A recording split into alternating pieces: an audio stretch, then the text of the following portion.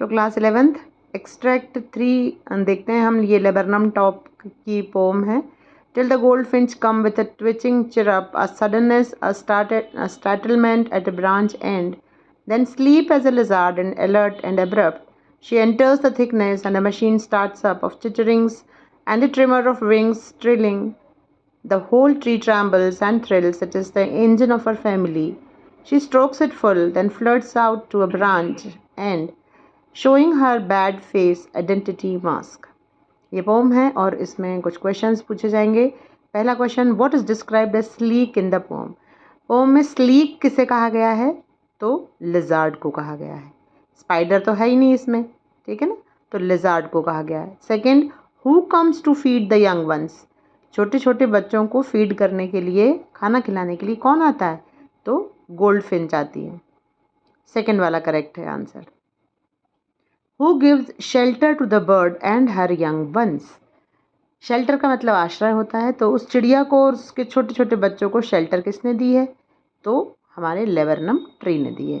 People tree, old building, oak tree कुछ नहीं आएगा, आंसर आएगा लेबरनम ट्री। एक आपका अगला जो एक्सट्रैक्ट है वो स्नैपशॉट से लिया गया है। It wasn't morning yet but it was summer with daybreak not many minutes around the corner of the world. It was light enough for me to know I wasn't dreaming. My cousin Murad was sitting on beautiful white horse. I stuck my head out of the window and rubbed my eyes. Yes, he said in Armenian, it's a horse. You are not dreaming. Make it quick if you want to ride. Questions हैं, who was sitting on the horse? Horse पर, घोड़े पर कौन बैठा था? तो जो speaker है, ठीक है ना, इसमें स्पीकर कौन है? आराम है। और जो घोड़े पे बैठा है वो मुराद है, उसका कज़िन। तो इसमें फर्स्ट आंसर है सही, cousin of the speaker. From which lesson the above extract has been taken. कौन से लेसन से लिया गया है? तो the summer of the beautiful white horse से लिया गया है। In which language did Mourad speak. कौन सी लैंग्वेज में मुराद बात कर रहा है? तो अर्मेनियन। अब right the noun form of the word beautiful. Beautiful एक एडजेक्टिव है और इसका नाउन फॉर्म होगा ब्यूटी, ठीक है। एक्सट्रैक्ट 2 देखिए। I got up late and coming down stairs I saw my mother about to see someone out, a woman with a broad back. There is my daughter, said my mother. She beckoned to me. The woman nodded and picked up the suitcase under the coat rack. She wore a brown coat and a shapeless hat. Does she live far away? I asked, seeing the difficulty she had going out of the house with the heavy case. In Marconi Street, said my mother, number 46. Remember that. ये address था Markovnikov street number 46। तो कौन से lesson से इस extract को लिया गया है? तो द एड्रेस से लिया गया है। पहला क्वेश्चन है, why did mother introduce her daughter to the women.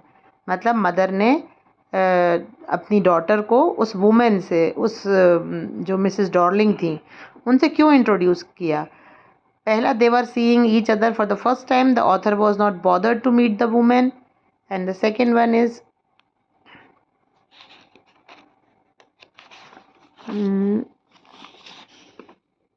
the author had just woken up. The woman was in hurry to go. तो इसमें जो पहला जो आपका वो आंसर होगा वो ये फर्स्ट वाला होगा कि they are seeing each other for the first time. वो दोनों जो थे वो पहली बार ही मिल रहे थे, इसीलिए उसकी माँ ने मिसेस डॉर्लिंग से उसका परिचय कराया था। अब सेकंड क्वेश्चन है कि the author noticed which of the following things about the dress of the women. क्या नोट किया था ऑथर ने?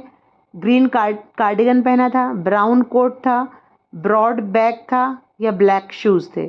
तो कपड़ों के बारे में पूछ रही हैं, ड्रेस के बारे में, तो ब्राउन कोट आंसर सही होगा। Third question, why did the author ask her mother how far the women lived.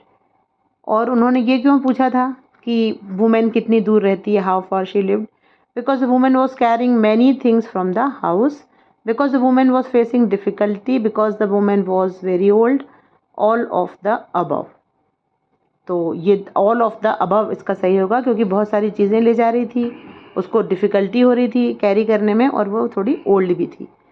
Y did the mother want her daughter to remember the address? Address remember मतलब याद रखना, तो एड्रेस याद रखने के लिए क्यों कहा था ऑथर की माँ ने? She may need to contact her later, she may like to take back things taken by the women, it was hint to the author to collect things later from the women, all of the above. ये भी all of the above ही होगा कि she may need to contact हो सकता है उससे contact करना पड़े, और she may like to take back things taken by the women, और हो सकता है जो वो कीमती सारे सामान मिसेस डॉर्लिंग ले जा रही थी उनको वापस लाना हो, या फिर it was hint to the author to collect things later from the women. और फिर ये हिंट मतलब होता है एक